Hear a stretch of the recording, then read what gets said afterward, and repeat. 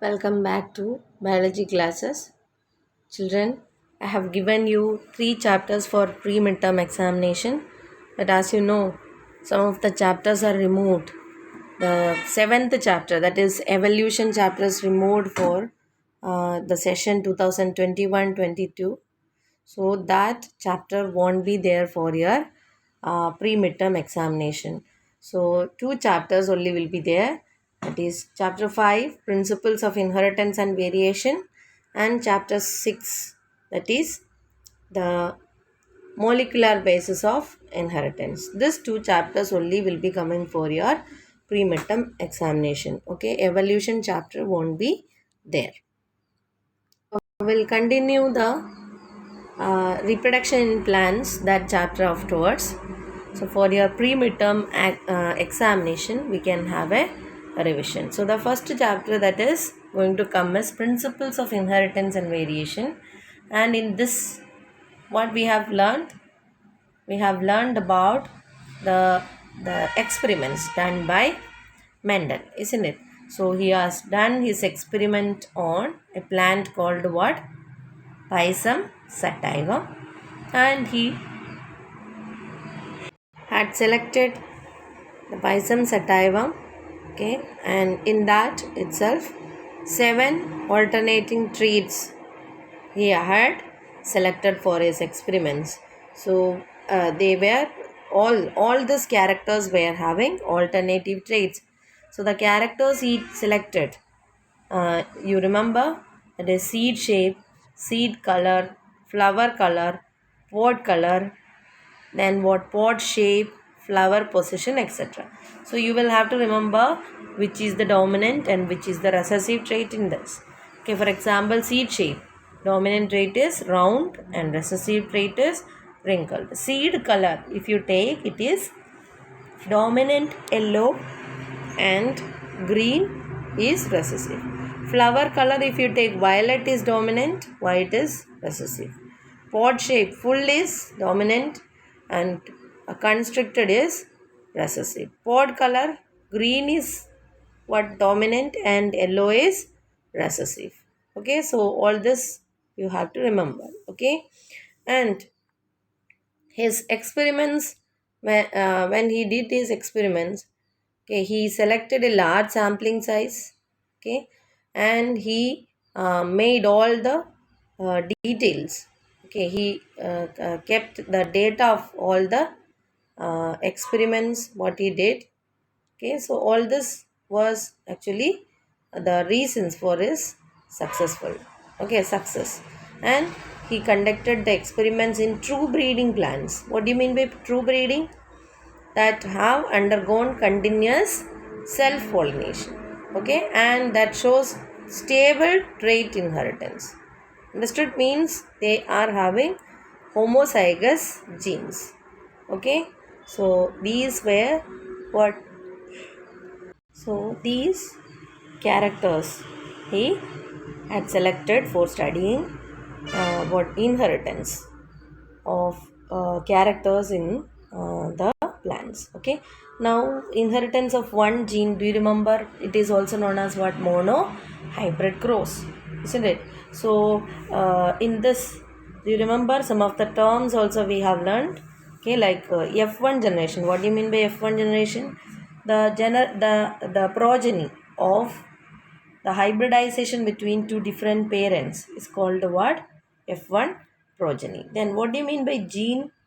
Genes are actually what? Nothing but it is the unit of inheritance, isn't it? Now you know it is present in the DNA, right? Now before he was not knowing these are present in chromosomes or DNA. He simply said that these are the units of inheritance, and he said that some factors, okay, that are going from parents to offspring, and they are responsible for the inheritance of characters. Then what do you mean by alleles? Okay, alleles are what? The alternative forms of the same gene, isn't it? Then homozygous means what?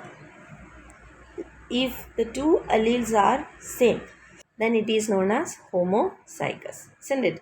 For example, in the genotype. So, what do you mean by genotype? Genetic constitution. For example, for tall plants, there can be different genotype like capital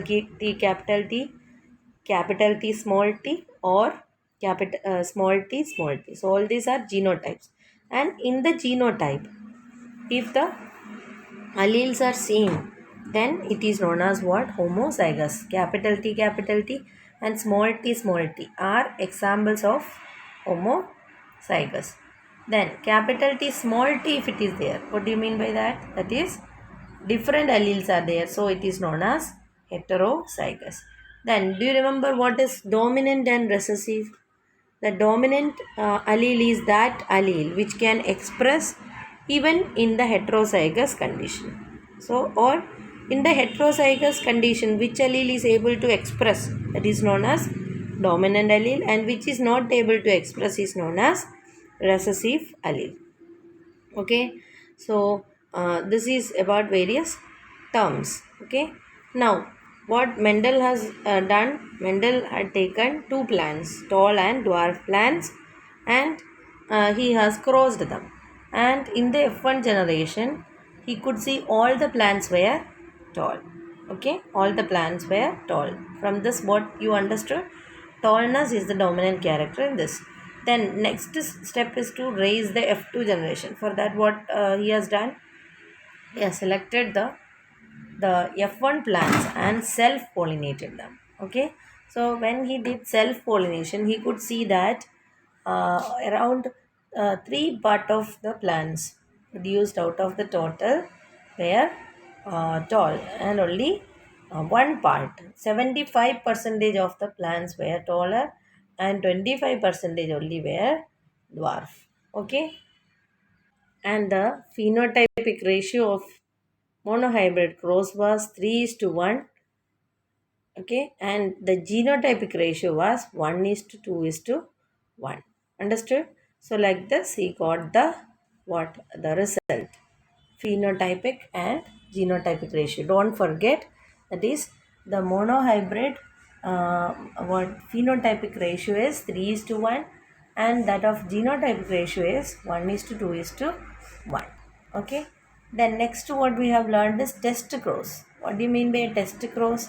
A cross actually in the tall plants, it can have capital T or it can have capital T small t, isn't it? So when so this we can do experimentally by a cross known as test cross. Okay, so in this test cross what we are doing is F1 generation, okay, or recessive parent is okay, F1 generation is crossed with the recessive parent. Okay, F1 generation is having heterozygous condition, isn't it? That will be crossed with the recessive parent. Understood? So we can see that if we get the ratio 1 is to 1, okay, then the parent, okay, that is the F1 generation will have a the genotype capital T in case of tallness. Understood? So likewise, if we cross F1 generation with the recessive parent, then it is known as test cross. Okay, so that we can understand what the genotype of the parent. That's what it is known as test cross. So from his experiments, he concluded some general rules, okay, so that we can understand the inheritance of monohybrid cross. Okay, in case of monohybrid cross. So these are law of, or these are known as principles or laws of inheritance. And the first law of inheritance or law of genetics is known as law of dominance, and the second law is known as law of segregation. Okay, so law of dominance, what it says that characters are controlled by discrete units called factors, and this factors occurs in pairs in a dissimilar pair of factors. The one member of the pair dominates and the other will get suppressed. Okay, so the dominating one is known as dominant allele, and the other one which is getting suppressed is known as the recessive allele. Understood? So the next law, what he proposed is law of segregation. What is law of segregation? That is, the allele pairs, they exist as two during in the parents and during gamete formation. These factors or pairs of alleles, they segregate from each other and they go to different gametes. Okay, they go to means gamete receives only one of the allele pairs. Understood? So this law is the universal law of inheritance, because it is not what there is no other deviations, okay, from this law. Okay, so law of segregation or law of purity of gametes. Why it is also known as law of purity of gametes? Why? There is no blending of characters, even though the alleles are existing as pairs in an individual, there won't be any blending of their characters. Okay, no mixing. When they go to different gametes, they show their own characters. Understood? So these are what law of segregation. So these laws they put forward. He put forward after his first monohybrid cross, means after his monohybrid cross. Now we have also studied about various deviations from Mendel's law. So law of dominance we have studied, where only one allele can express itself in heterozygous condition. The other allele will be suppressed. So incomplete dominance is an exception, where what happens, the uh, the dominant allele is not able to completely hide the recessive character. Example is snapdragon or Antirrhinum species, where red flowers and white flowers, true breeding, red flowers and white colored flowers. Okay, when these plants were crossed, we expect what all the plants in the F1 generation will have red color. But surprisingly, it was found that the plants developed in F1 generation showed what pink color. Okay, they were producing pink color. So here what happens is this allele, okay, red colored allele is not what able to completely suppress the red one in heterozygous condition. Understood? So due to this what happened, they get what an intermediate color. Understood? So red will also be produced, and what white means colorless, isn't it? So that character was also there, but as red, okay, is only means not all the alleles are producing red, only an intermediate color will be formed, isn't it? So this is the reason why this happens. Okay, so like this we can see that what the genes control the characters by the production of enzymes or proteins. Understood? So if we assume that the normal allele produces normal enzyme, okay, that is needed for the transformation of a substance S, okay, the modified allele, okay, can be responsible for the production of the normal or less efficient enzyme, isn't it? The recessive allele or the modified allele, a non-functional enzyme or no enzyme at all. So in this way only they control the characters, isn't it? So in this condition you can see both the allele, both the genotypic and phenotypic ratio will be 1 is to 2 is to 1. Okay, 1 is to 2 is to 1. So based on this ratio also questions can be asked. For example, the ratio, phenotypic and genotypic ratio of a cross is 1 is to 2 is to 1. So find out what kind of cross and you have to explain the cross. Okay, then next what we have learned is codominance.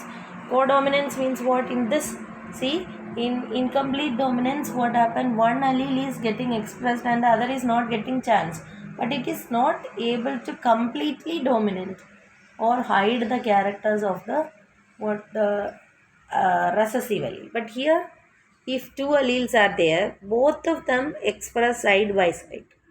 So a human blood group is an example for codominance, isn't it? So here you can see two alleles are there in a particular organism, if that alleles are I, A and IB, then both the alleles will express simultaneously. Isn't it? Means the person will have AB blood group. Okay, they are the cells, the RBCs will have both A and B type of sugars in them. Understood? So this is known as codominance. Here what happened?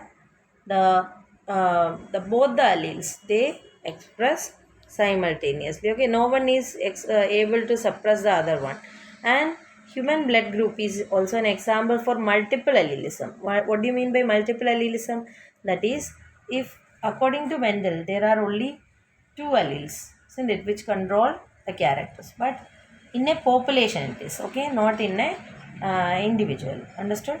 So in an individual there can be only two alleles, but in the population, okay, according to Mendel there will be only two alternative traits, but it was found that more than two alleles are controlling some characters. For example, ABO blood group, there are three alleles, isn't it?